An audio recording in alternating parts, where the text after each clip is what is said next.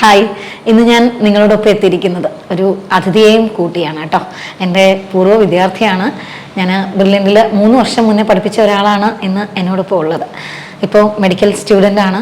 അപ്പോൾ ഇങ്ങനെ ഓരോ കുട്ടികളെയും നിങ്ങൾ മുന്നിൽ കൊണ്ടുവന്ന് കാണിക്കുന്നത് അവർക്ക് നിങ്ങളോട് എന്ത് പറയാനുണ്ട് എന്നുള്ളതിലുപരി അവരിൽ നിന്ന് നിങ്ങൾക്ക് എന്ത് നേടിയെടുക്കാനുണ്ട് എന്ന് കാണിച്ചു തരാൻ വേണ്ടിയിട്ടാണ്. ഓരോ കുട്ടിയുടെയും വാക്കുകൾ നിങ്ങൾക്ക് ഒരുപാട് ഇൻസ്പിറേഷൻ തരും. അതിനുവേണ്ടി തന്നെയാണ് ഞങ്ങൾ ഓരോ സ്റ്റുഡൻസും ഇവിടെ എത്തുമ്പോൾ നിങ്ങളുടെ അടുത്തേക്ക് അവരെ എത്തിക്കുന്നത്. അപ്പം നമുക്ക് ആമിനയോട് വിശേഷങ്ങളൊക്കെ ചോദിക്കാം. ആമിന വെറുതെ ബ്രില്യൻ്റ് കാണാൻ വന്നതാണോ അതോ? അല്ല, എൻ്റെ ബ്രദർ ഇവിടെ MBBS കോച്ചിങ്ങിനൊക്കെ കയറിയിട്ടുണ്ട് ഈ വർഷം അല്ലേ? പുതിയ ബാച്ചിൽ ജോയിൻ ചെയ്തു. ഏത് ഹോസ്റ്റലാ? നടക്കൽ. അവനപ്പോ ഓൾറെഡി ജോയിൻ ചെയ്തു. അവനെ കാണാൻ വേണ്ടി വന്ന വരവാണെന്ന്. അപ്പൊ വന്നപ്പോ എന്തൊക്കെ മാറ്റങ്ങൾ കാണുന്നുണ്ട് മോനെ? ഇപ്പോൾ ഇവിടെ ബിൽഡിംഗ് കൂടി, ഡി ബ്ലോക്കും കൂടി എക്സ്ട്രാ വന്നിട്ടുണ്ട്. ക്യാമ്പസ് കുറേ മാറിയിട്ടുണ്ട്. പിന്നെ ക്ലാസ് റൂംസ് കൂടിയിട്ടുണ്ട്. റാങ്ക് ആയാലും നമുക്ക് കുറേ കുട്ടികൾക്ക് കൂടി കിട്ടുന്നുണ്ട്. ഇപ്പോൾ സ്കോർ ആയാലും ഇമ്പ്രൂവ് ചെയ്തിട്ടുണ്ട് കിട്ടുന്ന കുട്ടികളുടെ. അങ്ങനെ നല്ലൊരു മാറ്റം കാണുന്നുണ്ട് അല്ലേ? ഇത്രയും പ്രതീക്ഷിച്ചിരുന്നോ? ഇല്ല. മോളിപ്പോ ഏത് മെഡിക്കൽ കോളേജിലാണ്? കരുണ മെഡിക്കൽ കോളേജ്, പാലക്കാട്. 3ാം വർഷം വിദ്യാർത്ഥിയാണ് അല്ലേ? അപ്പൊ അനിയനെ കൊണ്ടുവന്ന് ഇവിടെ ചേർത്തപ്പോ ഒരു ആത്മവിശ്വാസമൊക്കെ തോന്നുന്നുണ്ടോ? ഉണ്ട്. അതുകൊണ്ട് തന്നെയാണ് ബ്രില്യൻ്റ് ഓപ്റ്റ് ചെയ്തത്. ഞാൻ പഠിച്ചത് ഇവിടെ തന്നെ ആയതുകൊണ്ട് ഹോസ്റ്റൽ ഫെസിലിറ്റീസ് ബ്രില്യൻറ്റിൻ്റെ തന്നെ കിട്ടിക്കഴിഞ്ഞാൽ ഭയങ്കര നല്ലതാണ്. പിന്നെ അവരുടെ ഗൈഡൻസിൽ തന്നെ പോകാൻ പറ്റും. വാർഡന്മാരായാലും ഞാൻ പഠിച്ചപ്പോൾ ഭയങ്കര നല്ല ഫ്രണ്ട്ലി ആണ്. അപ്രോച്ച് ചെയ്യാൻ പറ്റും. നമുക്കിപ്പോൾ ടെൻഷൻ കൂടി ഏത് സമയത്ത് നിന്നാലും അവർ നമ്മുടെ സംസാരിക്കും. ഇപ്പോഴായാലും നമ്മുടെ കോണ്ടാക്ട് വെക്കുന്നുണ്ട്. പിന്നെ ലൈബ്രറി ഫെസിലിറ്റി, പിന്നെ റൂമായാലും അങ്ങനെയാണ്. ക്ലീനിങ് സ്റ്റാഫ്സ് പ്രോപ്പറായിട്ട് ക്ലീൻഡ് ആയിരിക്കും. അങ്ങനത്തെ മെസ്സായാലും നല്ല ഫുഡാണ്, കാര്യങ്ങളൊക്കെ. ചുരുക്കത്തിൽ ആമിന പറഞ്ഞു വരുന്നത് ആമിനയ്ക്ക് കിട്ടിയ എല്ലാ ഫെസിലിറ്റീസും അതേ അളവിൽ ആമിനയ്ക്ക് അത്രയും ഒരു കോൺഫിഡൻസ് തന്നുകൊണ്ടാണ് അനിയനെയും ഇവിടെ കൊണ്ടാക്കിയത് അല്ലേ? അപ്പം ഞങ്ങളുടെ കൈകളിൽ അനിയനും സുരക്ഷിതനായിരിക്കും. അടുത്ത വർഷം ഇതുപോലെ ഒരു MBBS സീറ്റ് അവനും കിട്ടുമെന്ന് ഉറപ്പുണ്ട് അല്ലേ? അപ്പോൾ ആമിന, ഈ കുട്ടികൾക്ക്, അതായത് ഒരുപാട് പേര് നമ്മളെ കേട്ടുകൊണ്ടിരിക്കുകയാണ്. അപ്പൊ എനിക്ക് തോന്നുന്നു ഞങ്ങളോട് ഈ പറയുന്നതിനേക്കാളും അവരോട് ആമിനയ്ക്ക് എന്താണ് പറഞ്ഞു കൊടുക്കാനുള്ളത്? എങ്ങനെയാണ് അവർ പഠിക്കേണ്ടത്? അല്ലെങ്കിൽ ആമിന അത് അച്ചീവ് ചെയ്ത ആളാണ്.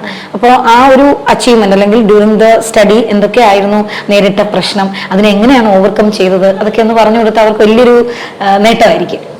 ഇവിടെ ഫസ്റ്റ് ഓഫ് ഓൾ അന്നന്ന് പഠിപ്പിക്കുന്ന അന്നന്ന് നോക്കി പോവാം.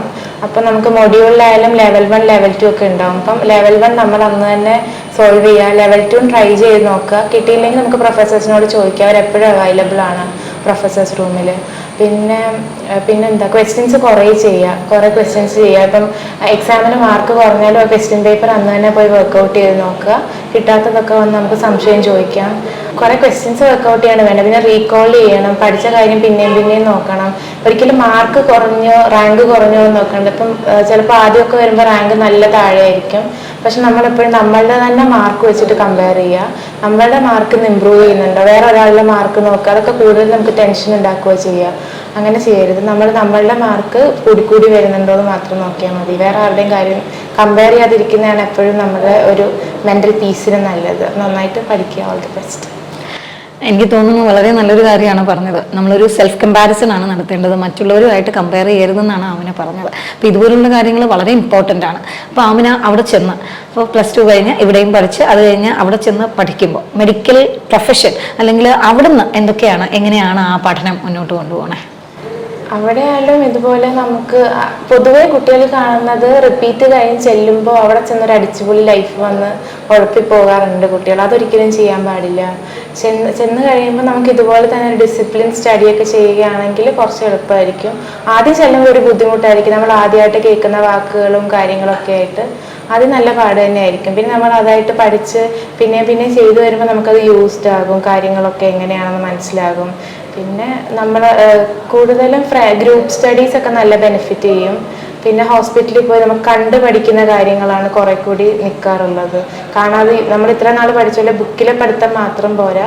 നമ്മളത് കണ്ട് പഠിക്കുമ്പോൾ ആ ഒരു പിക്ചോറൽ മെമ്മറി കിട്ടുകയാണെങ്കിൽ കുറെ കൂടി എളുപ്പമായിരിക്കും. കുറേ സബ്ജക്ട്സ് ഒക്കെ ആണെങ്കിലും നമുക്കിപ്പോൾ ടെക്സ്റ്റ് ബുക്ക് മാത്രം പഠിച്ച് നമുക്ക് ഒരിക്കലും എക്സാമിന് ചിലപ്പോൾ റീകോൾ ചെയ്യാൻ കഴിയില്ല. അപ്പോൾ നമ്മളത് പേഷ്യൻസിനെ കണ്ടോ അങ്ങനെ എന്തെങ്കിലും വീഡിയോസ് കണ്ട് അങ്ങനെയൊക്കെ പഠിക്കുകയാണെങ്കിൽ കുറെ കൂടി എഫക്റ്റീവ് ആയിരിക്കും.